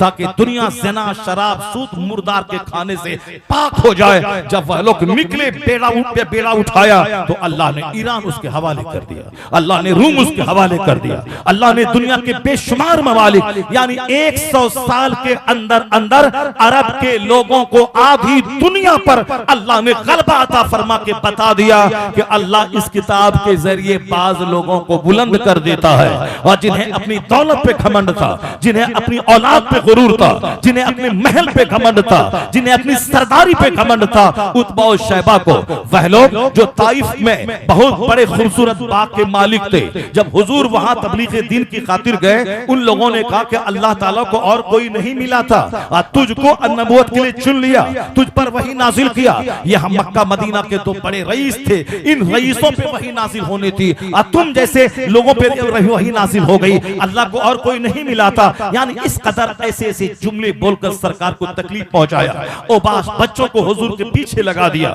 अकाली सलाम को लहू लहान बच्चे कर देते। जब हुजूर थक के चूर होके बैठ जाते, फिर वह बच्चे आके हाथ पकड़ के उठाते, और जब सरकार चलने लगते फिर पत्थरों की बारिश करते। मगर फरिश्ते जब आए कि आप इशारा करें, मैं इस पूरी आबादी को मैं पीस देता हूं, अल्लाह के रसूल ने कहा कि मैं इसे पीसने नहीं आया हूं, मैं इनके लिए दुआए हिदायत करता हूं। अल्लाह के रसूल ने वो दुआ की, वही ओबाश कौम में आने वाली नस्लों में मोहम्मद इब्ने कासिम पैदा हुए, जो अपने नौजवान टीम के साथ इंडिया आए, और सिंध से लेकर बहुत दूर दराज तक, सदियों तक अल्लाह ने मजहब इस्लाम को गलबा इस जमीन पे अता फरमाया। यानी हुजूर ने इतनी सारी तकलीफें सही, वो लोग सरदार थे, सरदारी पे घमंड था, जो कलमा पढ़े तो अल्लाह ने इज्जत सल्तनत दी, लेकिन जिसने हुजूर से दुश्मनी की, कलमा नहीं पढ़ा, मुसलमानों के कत्ल पे आमादा हो गए, सरदारी पे मगरूर बने रहे, अल्लाह ने उसे वो जलील किया कि अबू जहल जैसा सरदार तो बच्चों के हाथों पूरी मौत मारा गया, अबू लहब जैसा शख्स अपने कबीले का सरदार, खूबसूरत और जिसे अपनी सरदारी पे घमंड था, खतरनाक मर्ज में गिरफ्तार होकर पूरी मौत मरा कि उसके बच्चे भी उसकी सड़ी हुई लाश के करीब नहीं जाने लगे। ये मक्का के सरदार लोग थे, अपने आप को पौष कहलाते थे, मगर कुरान का इनकार किया, अल्लाह ने उसे जलील कर दिया, दो बच्चों के हाथों मौत के घाट उतार दिया, उनकी सरदारी छीन ली, जिल्लत की मौत मरे। 70 सरदार मैदानी बद्र में बुरी मौत मारे गए और 70 सरदार कैदी बना लिए गए उन्हीं लोगों के हाथों, जिनको ये लोग कहते थे ये गरीब लोग हैं, ये जलील लोग हैं, जो हुजूर के इर्द गिर्द कलमा पढ़ के जमा हो रहे हैं, ये सब हमारे समाज के गिरे हुए लोग हैं, ये नौकर गुलाम लोग हैं, ये गरीब लोग हैं। उन्हीं लोगों के हाथों 70 लोग मारे गए मैदानी बद्र में और 70 कैदी बना लिए गए। अल्लाह ने कुरान के बदले में, कुरान से अच्छा सलूक करने के बदले में वह इनाम दिया कि आधी दुनिया की हुकूमत मुस्तफा के गुलामों को अल्लाह ने अता फरमाया। और जिन लोगों को अपनी सरदारी पे घमंड था, अल्लाह ने उनको जलील और रुस्वा कर दिया। कुरान करीम में है क्या, एक तो मैंने आखिरत की बातें बताई, अब जरा सुनिए, बस 2-3 आयतें मैं आपके सामने बयान करता हूं, उसके बाद मैं आपसे रुखसत हो जाता हूं। जरा गौर से सुनिएगा कुरान क्या कहता है। लक़द काना फी क़ससिहिम इब्रतुल लिउलिल अलबाब, कुरान करीम में किस्से हैं, कहानियां हैं, ताकि के आंख खुले, ताकि लोग इबरत हासिल करें, ताकि लोग जाने कि मैं पैदा क्यों हुआ हूं, मैं क्यों मर जाता हूं, मेरा मकसद हयात क्या है, और दुनिया के सिस्टम को वो समझें कि दुनिया में अजाब क्यों नाजिल होता है, रहमतों की बारिश कैसे होती है, और सल्तनत किसको दी जाती है और सल्तनत छीनी कैसे जाती है। अल्लाह ने कहा इन कहानियों में अक्लमंदों की आंख खुलने की बात है। अक्लमंद इन कहानियों से इन कहानियों से इबरत हासिल करता है, इन कहानियों से सलीके हयात सीखता है, इन कहानियों से सिस्टम ऑफ लाइफ सीखता है। ये आयत करीमा सूरह यूसुफ की आखिरी आयत है। लक़द काना फी क़ससिहिम, इन कहानियों में undoubtedly in these stories are tokens for those who keep sense, इन कहानियों में अक्लमंदों की आंख खुलने की बात है। अब कौन सी कहानी है? अल्लाह शुरू में कहता है नहनु नकुस्सु अलैका अहसनल क़सस, हम बेहतरीन कहानी कहते हैं, यानी द बेस्ट स्टोरी, सबसे अच्छी कहानी सुनाते हैं। अब वो कहानी अल्लाह ने क्या सुनाया कि जनाब याकूब अलैहिस्सलाम के इतने बेटे थे, उसी में से जनाब यूसुफ अलैहिस्सलाम थे। यूसुफ अलैहिस्सलाम की माँ का इंतकाल हो गया था, बाप उनसे बड़ी मोहब्बत करते थे, माँ और बाप दोनों का प्यार उनको देते थे। उनके भाइयों को रश्क हुआ कि ये हमारे बाप का सारा प्यार ये पा रहे हैं, इसलिए किसी न किसी बहाने के खेल के बहाने शिकार के ले जाते हैं। और जनाब यूसुफ को बाप से लिया जाके अंधे कुएं में डाल दिया, फिर आके बोला भेड़िया उसको खा गया। एक काफला वाला गया कुएं में पानी के लिए गया, जब निकाला डोल देखा हसीन और खूबसूरत बच्चा है। आपको मालूम है कि जनाब हुस्न को अल्लाह ने आधा हुस्न दुनिया का अता फरमाया, इतने खूबसूरत। जब वो लोग सारे मुसाफिरों ने जब देखा, उसको लेके बाज़ार मिस्र में भेज दिया। अजीज मिस्र ने खरीदा, उसके घर में रहने लगे, आराम से रहने लगे। जब जवान हुए जनाब ज़ुलेखा ने उसको लुभाना चाहा, मगर अल्लाह ने उसको बचाया। फिर वो जेल में डाल दिए गए। ख्वाब की ताबीर बताने की वजह से फिर वो जेल से निकाले गए। बादशाह ने अपना एडवाइजर मुकर्रर कर लिया। फिर जब बादशाह मरा तो पूरे मिस्र का बाताज बादशाह जनाब यूसुफ अलैहिस्सलाम को अल्लाह ने बना दिया। यही कहानी लोग 5 घंटे में बयान करते हैं, मगर मैंने सिर्फ 1 मिनट में सारी कहानी का निचोड़ आपके सामने बयान कर दिया कि कैसे कुएं में डाले गए और कैसे अल्लाह ने कुएं से निकालने का इंतजाम किया, कैसे मिस्र के बाजार में वो बेचे गए, कैसे बादशाह मिस्र के घर में पहुंचे और कैसे बादशाह की बीवी ने उनको लुभाना चाहा और कैसे अल्लाह ने उनकी ख्वाहिश के मुताबिक जनाब यूसुफ को जेल में डाला। फिर कैसे बादशाह ने खतरनाक ख्वाब देखा, उस ख्वाब की ताबीर अपने दरबारियों से पूछा। एक ने कहा कि यूसुफ जो जेल में है वो ख्वाब की बड़ी अच्छी ताबीर कहते हैं। जब उनसे ताबीर पूछी गई तो बादशाह बड़ा खुश हुआ। बादशाह ने उनको अपना सलाहकार एडवाइजर मुकर्रर कर लिया, हुकूमत के इंतजाम उनके हवाले कर दिया। जब बादशाह मरा तो मिस्र के बादशाह जनाब यूसुफ बन गए। तो अल्लाह कहता है इस कहानी में आंख खुलने की बात है तेरे लिए।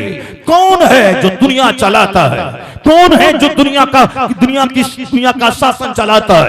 कौन है जो फकीरों को अमीर बनाता है, अमीरों को गरीब बनाता है, बादशाह के बेटे को कंगाल बनाता है और गरीब आदमी को बादशाह बनाता है? कौन है? वही जिसने जनाबे यूसुफ को कुआं से निकाला, जनाबे यूसुफ को मिस्र के जेल से निकाला, फिर उसे मिस्र का बादशाह बना दिया।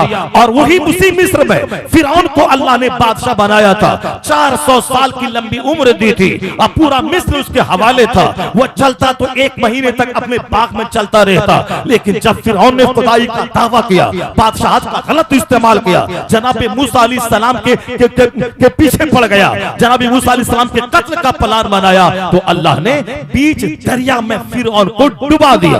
वह घिघियाता रहा कि अब मैं ईमान लाया। अल्लाह ने कहा आज मैं तेरी लाश बचाऊंगा, आज मैं तेरी डेड बॉडी बचाऊंगा, ताकि दुनिया वाले जान ले कि मगरूर का अंजाम क्या होता है।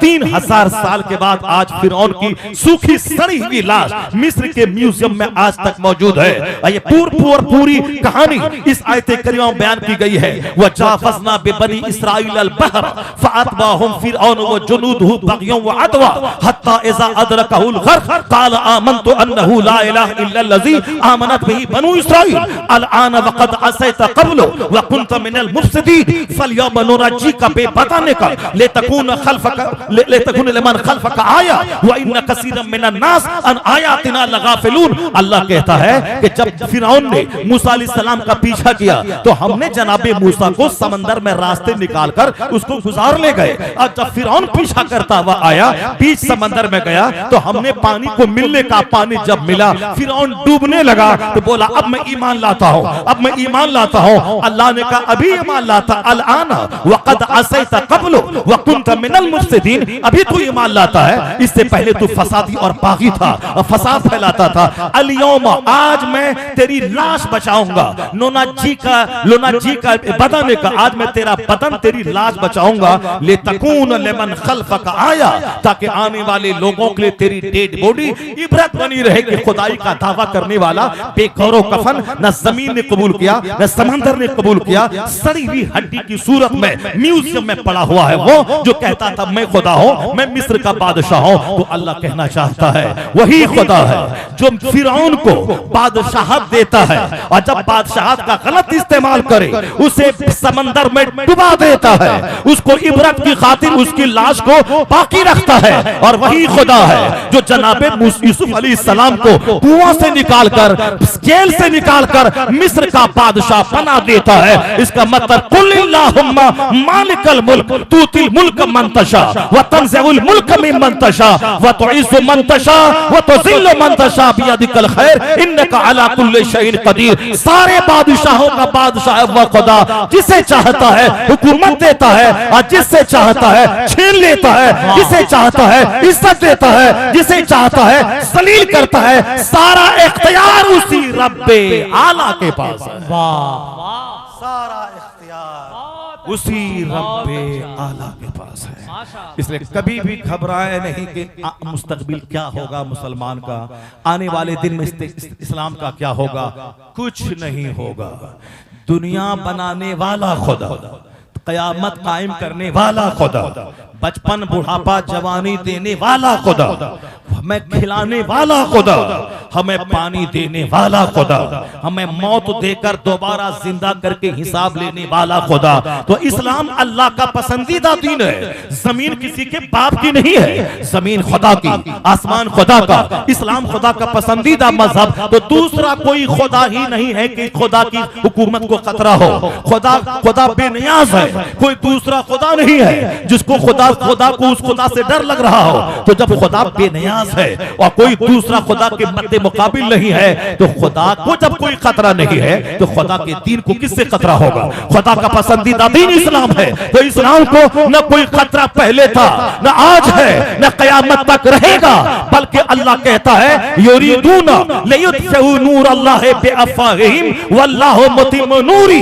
ये मुशरिक अपने मुंह से इस्लाम का चराग बुझाना चाहते हैं, अल्लाह इस चराग को पूरा करना चाहता है। तो बंदा के चाहने से कुछ नहीं होता है, वही होता है जो मंजूरे खुदा होता है। लोग इस्लाम बुझाना चाहते हैं, अल्लाह हर घर में इस्लाम पहुंचाना चाहता है। वो दिन आने वाला है कि हर घर में इस्लाम पहुंचेगा, हर मकान में इस्लाम पहुंचेगा, हर कच्चा घर में इस्लाम पहुंचेगा।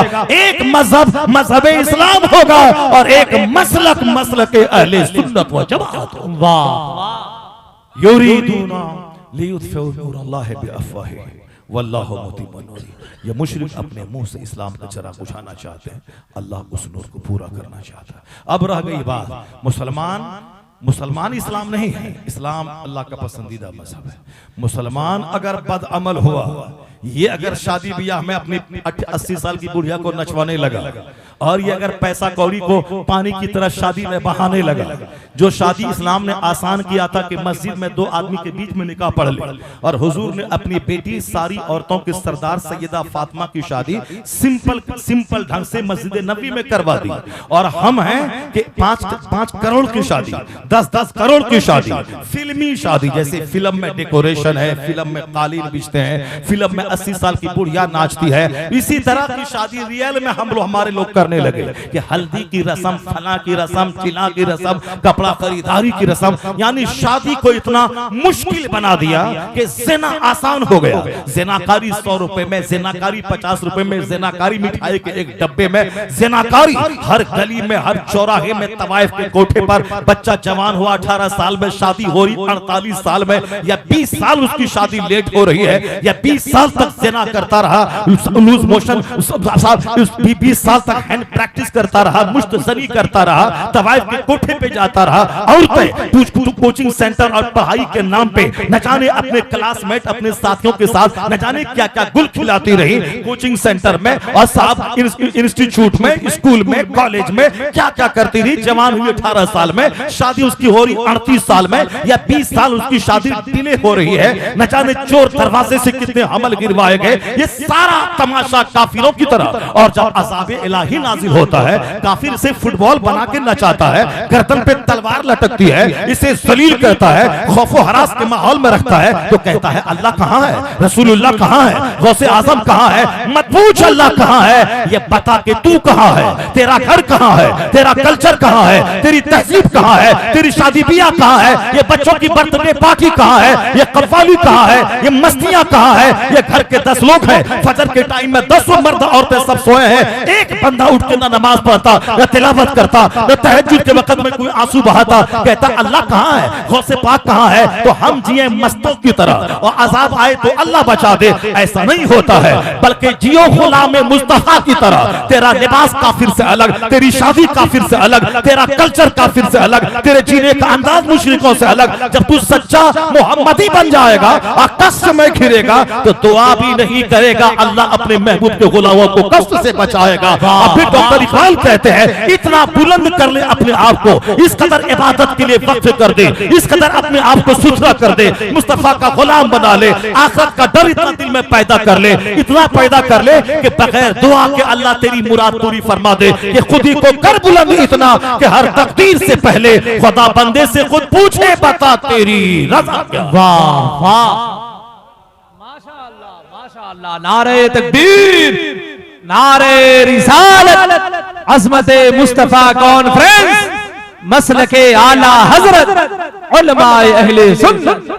मेरा पीर, मेरा पीर, मेरा पीर ऐसा, मेरा पीर ऐसा। ये जोलाहा है, ये शेख है, ये सैयद है, ये पठान है, ये साहब नदाफ है, ये साफी है, ये सब जंग में पड़े हुए हैं। यानी आखिरत की बातें कोई नहीं कहता। 1 करोड़ गुनाह है, उसमें कोई तबसरा नहीं है। तबसरा क्या है? ये साफी है, ये धोबी है, ये अंसारी है, ये जोलाहा है, ये नदाफ है। जरा काफिरों से सबक तो हासिल कर लेते। जो आदमी दूसरे को आदमी मानने को तैयार नहीं है कि इसके पास आके पानी पी ले तो गिलास को तोड़ दे, प्लेट तोड़ दे, कुआं तोड़ दे, इनको आदमी मानने को तैयार नहीं है, इनको ज़बह कर देता है। आज वो उनके एक होने की बातें कर रहा कि हम एक हैं, हम एक रहेंगे, हम बटेंगे तो कटेंगे, हम एक रहेंगे तो एक रहेंगे। यानी जो दूसरे को जानवर समझता था, एक दस्तरखान पे खाने नहीं देता। आज तक बता दे कि आज दलितों और शूद्रों का क्या हाल है। वो कुआं में पानी पी ले तो कुआं तोड़ दिया जाए, वो दस्तरखान पे खाना खाए उसको उठा के फेंक दिया जाए, वो आदमी ही नहीं है। मगर जरा आंख खोल के देख ले, मस्जिदों में नदाफ आ जाए, अगली सफ में बैठे कोई सैयद की मां मरे कि उसको उठा के बाहर फेंक दे। जो मस्जिद में जहां आ गया वही उसकी जगह है। नदाफ आए, जोलाहा आए, साफी आए, मुसलमान कलमा पढ़ा है वो आ गया। यहां तक कि जो भंगी का पाखाना होता था, जुमा की नमाज से आधा घंटा पहले वो कलमा पढ़ लिया, मुसलमान बन गया, नहा धो के मस्जिद में आया। अब वो अगली सफ में शेख के पास बैठा है, सैयद के पास बैठा है। जहां 50 साल में इज्जत नहीं मिली दस्तरखान पे बैठ के बड़ी जाति के साथ खाए, या 50 मिनट में वो इज्जत मिल गई कि सैयदों के साथ बैठा है, शेख के साथ बैठा है, अगली सफ में बैठा है, और रमजान में इफ्तार करने के लिए बैठा। इफ्तार से 5 मिनट पहले वो कलमा पढ़ के मोमिन बना, और फिर नहा धो के मस्जिद में आया, सैयद के साथ खा रहा है, शेख के साथ खा रहा है, पठान के साथ खा रहा है। इतनी इज्जत कि उस फैमिली में दाखिल होने के बाद जो इज्जत 1000 साल में ना मिली 5 मिनट में यहाँ मिलती है। मस्जिद में एक सफ में खड़े हो गए, महमूद और अयाज, न कोई बंदा रहा न कोई बंदा नवाज। जब मस्जिद में एक हो, मस्जिद से बाहर भी एक बन जा, सब एक बन जा, गुलामी मुस्तफा बन जा, मुत्तहिद हो जा। तू मुत्तहिद बनेगा तो दुनिया तुझसे थर्राएगी, दुनिया तुझसे कांपेगी। जिधर रुख करेगा जन्नत तो मरने के बाद मिलेगी, हुकूमत यहाँ मिलेगी, सल्तनत यहाँ मिलेगी। वाह, यहाँ मिलेंगे। सरोजनी नायडू कहती हैं, I have been struck over again and again to see this indivisible unity of Islam when the azan is sounded, the worshippers are gathered, the peasant and the king stand side by side together. वो कहती है, the best embodiment of democracy can be seen 5 times a day in the mass। Sarojini Naidu Hindu हैं और ऊंची जाति की एक खातून है, पढ़ी लिखी, हाईली पढ़ी लिखी खातून है, हिंदुस्तान की पॉलिटिशियन भी है, हिंदुस्तान की अदीबा शायरा भी है, बहुत बड़ी खातून है। वो कहती हैं, जब मुसलमानों की मस्जिदों को मैं देखती हूँ तो हैरत में पड़ जाती हूँ। अजान होती है, नमाजी जमा होते हैं, अमीर और गरीब काश्तकार सब एक सफ में खड़े होते हैं। वो कहती हैं, डेमोक्रेसी कहाँ है? डेमोक्रेसी तो यहाँ है जहाँ सारा फर्क मिट गया, अमीर गरीब आपस में भाई भाई बन गए। वो कहते हैं, the best embodiment of democracy can be seen 5 times a day in the mass। यानी जमहूरियत का शानदार प्रदर्शन 5 वक्त मुसलमानों की मस्जिदों में देखने को मिलता है। You find in London an Indian, an Algerian and a Turk. India is the motherland of one, Turkey is the motherland of another. आप देखेंगे लंदन में एक इंडिया से गया, एक तुर्की से आया, एक अलजायर से आया, जबान अलग, काम अलग, लेकिन ये सब नमाज के लिए जब खड़े हो जाते हैं तो ऐसा लगता है कि आदम की औलाद तमाम मुल्क और जबान की सारी दीवारों को तोड़कर एक खानदान का फैमिली मेंबर बन गई है। जबान अलग है मगर एक साथ में सब खड़े हो गए। मैं कहना चाहता हूं, हिंदुस्तान, आप इस्राइल का यहूदी, अमेरिका का ईसाई, ये दोनों एक दूसरे को काफिर कहता है। कुरान की जबान में वो कालतिल यहूदु लैसतिन नसारा अला शै, वो कालतिल नसारा लैसतिल यहूदु अला शै। तो कुरान कहता है, ये यहूदी कहते हैं नसरानी, ईसाई 0/0 काफिर है, कुछ नहीं है। और नसरानी कहते हैं यहूदी 0/0 ये काफिर है, कुछ नहीं है। कुरान कहता है एक दूसरे को ये दोनों काफिर कहते हैं। जन्नत का हकदार अपना मान, यहूदी कहते हैं मैं जन्नती हूं, नसरानी जहन्नमी है। नसरानी कहते हैं मैं जन्नती हूं, यहूदी जहन्नमी है। एक दूसरे को काफिर कहने वाला। और जहां जब भी मौका मिला यहूदियों को नसरानियों ने काट के रख दिया। First world war, second world war में कई लाख यहूदी, लगभग 50 से 60 लाख यहूदियों को हिटलर ने ज़ब्ह कर दिया। पूरी दुनिया में कहीं जगह नहीं मिली यहूदियों को, तो अरब के मुसलमानों ने उसको फिलिस्तीन में बसाया। उस नाग सांप को बसाया, कोई जगह नहीं दे रहा था, फिलिस्तीनियों ने उसको जगह दिया। आज वही उनके बाल बच्चों को काट रहा है, उस पर बम बरसा रहा है। ये बेगैरत, बेहया और फिर ये बेशर्म कौम है ये, जिसको पनाह दिया जिन लोगों ने, उसी के बाल बच्चों पर आग बरसा रहा, उसी के बाल बच्चों को 20 महीने से तबाह कर रहा, 20 महीना क्या 70 साल से बर्बाद कर रहा है, और रोजाना बम गिरा गिरा के लोगों को मार रहा है। उसी के बाल बच्चों को जिसने उनको पनाह दिया था। ये जलील कौम, ज़ुरिबत अलैहिमुज़ ज़िल्लतु वल मस्कना। मगर जो बात मैं कहने जा रहा हूं वो बात ये है, ये दोनों एक दूसरे को काफिर कहने वाले हमको मिटाने के लिए दोनों यूनाइट हो गए हैं। अमेरिका का यह हथियार, इस्राइल की फौज, और दोनों मिलकर हम पर आग बरसा रहे हैं ताकि जेनोसाइड, नस्ल कुशी यानी फिलिस्तीनी बाकी नहीं रहे, ताकि ग्रेटर इस्राइल का सपना मेरा साकार हो जाए। फिर क्या है, मस्जिद अक्सा को मैं ढा दूं और अपना बिल्कुल एक जबरदस्त टेंपल में कायम कर लूं, और फिर उसके बाद फिर पूरा अरब पे मैं धीरे धीरे कब्जा कर लूं। इसके लिए ये दोनों एक दूसरे को काफिर कहने वाले हमको मिटाने के लिए यूनाइट हो गए हैं। अब इसमें हमारा क्या तकाजा है? अब इसमें हमारा क्या है कि हम पीर के नाम पे टुकड़े होते रहे, हम शेख और पठान के नाम पे आपस में लड़ते रहे, हम खानदान के नाम पे मोहल्ले मोहल्ले 22 जंग करते रहे, हम मदरसे को जंग का अखाड़ा बना दें, हम कब्रिस्तान को जंग का अखाड़ा बना दें, हम मस्जिदों को अखाड़ा बना दें। मेरे खानदान की मस्जिद अलग, सैयदों की मस्जिद अलग, शेखों की मस्जिद अलग, पठान की मस्जिद अलग। शेख को कोई काटे तो हम बोले चलो हम तो बच रहे हैं, वो शेख काटा जा रहा है। और जिस दिन वो शेख काटा जाए वह पठान बोले अरे हम तो बचे, चलो सैयद काटा जा रहा है। सैयद बोले चलो हम तो बचे, पठान काटा जा रहा है। एक एक करके सबको काटा जाएगा।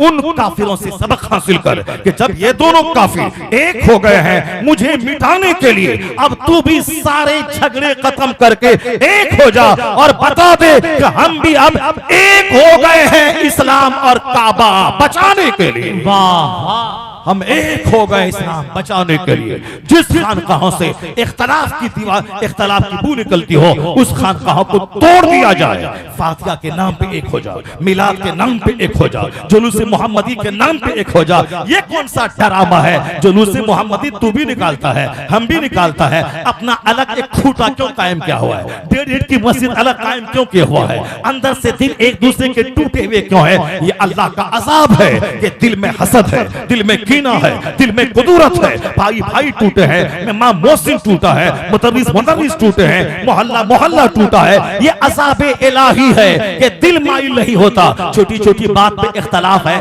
फितना है, आखिरत का चर्चा नहीं, हिसाब का चर्चा नहीं, पुलसिरात का चर्चा नहीं, कब्र का चर्चा नहीं, मरने के बाद का चर्चा नहीं, कुरान पाक की आयतों का चर्चा नहीं। चर्चा अननेसेसरी, गैर जरूरी चर्चा। जबान बह गई है, बड़े बड़े लोगों को गालियां दी जा रही है, गाली देने का नाम फख्र महसूस किया जा रहा है। अगर कोई बात हो जाए तो बैठ के, आखिर मुबाहसा किसे कहते हैं? बैठने के बाद आप बहसे किसे कहते हैं? एक दूसरे को दलाइल के साथ उसकी बात की कटिंग कर देना, सही साबित करना, ये किसे कहते हैं? अहसन तरीके से बातें करना, ये किसे कहते हैं? बस जबान में आया, गाली दे दिया, गाली दे के बातें करने लगे, गाली देना शुरू कर दिया। यानी ये ऐसी ऐसी अलामत है जिसको बर्बाद होना है, जिसको तबाह होना है। बड़े बड़े मुद्दों को छोड़कर छोटी छोटी बातों में उलझते रहना है, लड़ते रहना। एक कौम में मुस्लिम, अल्लाह के नाम पे एक हो जाओ, मुस्तफा के नाम पे एक हो जाओ, अहले बैत के नाम पे एक हो जाओ, सहाबा की हुर्मत के नाम पे एक हो जाओ, गौसे आजम के नाम पे एक हो जाओ, आला हजरत के नाम पे एक हो जाओ, मसलक रजा के नाम पे एक हो जाओ। जो लोग कहते हैं नमाज पर फातिहा करना हराम है, वो भी जहन्नम का रास्ता चुना है। और जो कहते हैं फातिहा, मिलाद, लोहबान, अगरबत्ती कर नमाज पढ़ने की जरूरत नहीं है, ये भी जहन्नम का रास्ता है। रास्ता जन्नत का वो है, फर्ज फर्ज है, नफल नफल है। जब तक कोई फर्ज ना अदा करे, कोई नफल कबूल नहीं होगा। न फातिहा कबूल होगी, न चादर पोशी कबूल होगी, न जुलूस मोहम्मदी कबूल होगा।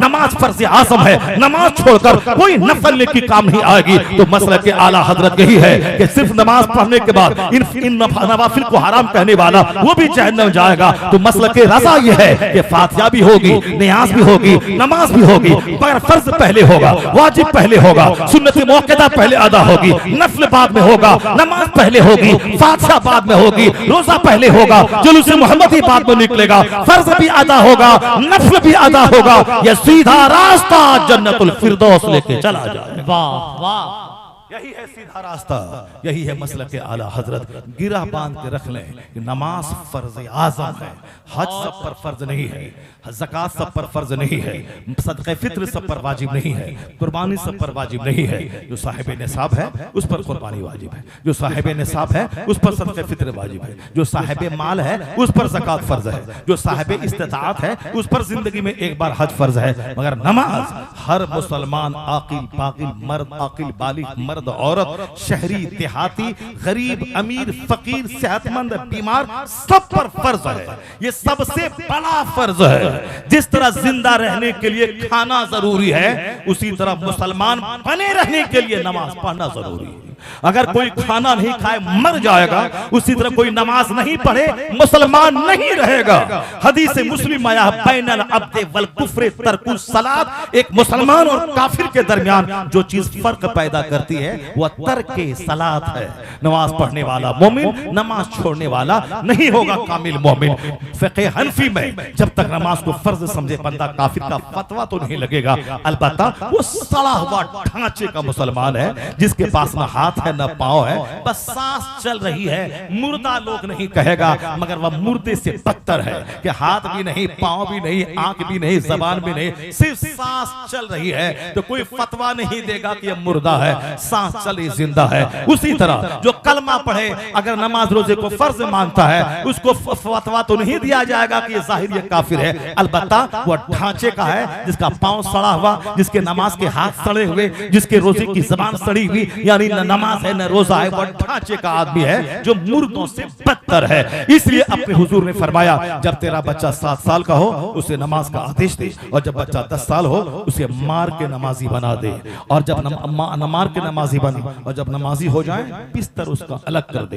तो आप बैरिस्टर बनाए, आप इंजीनियर बनाए, डॉक्टर बनाए, बीएम बनाए, सब बनाए, सिर्फ मौलवी साहब मत बनाए कि दूसरों के सामने ज़कात खैरात कलेक्शन करके भिखारी बन जाए। नहीं, आलिम हो, मस्जिद में इमामत करे, अमरे बिल मारूफ करे, लोगों को हक बात बताए। चाहे जैसे ये मौलवी का काम नहीं था कि 10 क्या रसीद लेके ज़कात कलेक्शन करे, फितरा कलेक्शन करे, दूसरे दरवाजों पे जाके भीख मांगे और तकरीर करने के बाद जो हाथ चूमते हैं और सुबह रसीद लेके गए वो हमें 1 घंटा बैठाता है, वो हमें सलाम हमसे करवाता है, ये आलिम की तौहीन है। लेकिन ये काम सारा था पब्लिक का कि आप कहते मौलाना अल्लाह ने तुझको इल्म दिया है, तुम मसनद पर बैठकर मेरे बच्चों को कुरान और इस्लाम सिखाओ, हमको अल्लाह ने माल दिया है, हम मदरसा की तामीर करेंगे, तेरी तनख्वाह का इंतजाम करेंगे। और जब तक यह सिस्टम था तो अरबपति आलिमों का पांव चूमते थे, वो जानते थे ये गरीब जरूर है मगर मेरे पैगंबर का नाइब है, नाइब रसूल है। वो जानते थे कि नाइब रसूल है, चाहे मेरे पास हजारों एकड़ जमीन क्यों न रहे, इनके पांव के धूल के बराबर मैं नहीं हो सकता, चूंकि मेरे मुस्तफा का नाइब है। लेकिन जब आपने काम छोड़ दिया तो मौलाना लोग क्या करेंगे? मौलाना करेंगे ठीक है, हमको सलाम मत करना, हमको बैठने के लिए मत देना, मगर ज़कात खैरात लाओ ताकि मदरसे का दरवाजा बंद न हो। ये इनका एहसान है कि अपनी इज्जत को ताक पे रखकर भीख मांगकर मदरसा को चलाते हैं, मुस्तफा के मेहमानों को खिलाते हैं और कुरान पाक की तालीम का दरवाजा खोले हैं। यह एहसान इनका है, अपनी इज्जत को तार तार करके मदरसा को चला रहे हैं ताकि कुरान पाक की तालीम का दरवाजा बंद ना हो, यह तालीम का सिलसिला जारी रहे।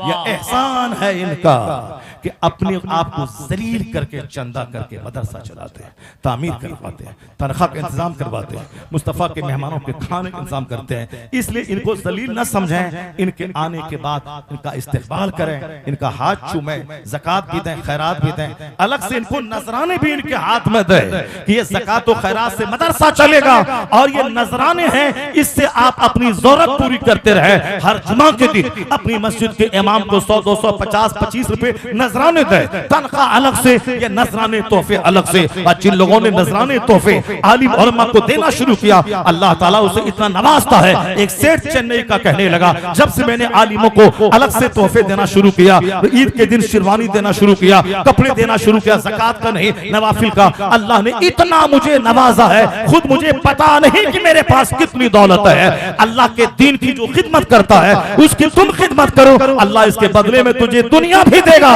और क़यामत के दिन इनके पीछे पीछे जन्नतुल फिरदौस का दरवाजा भी देगा।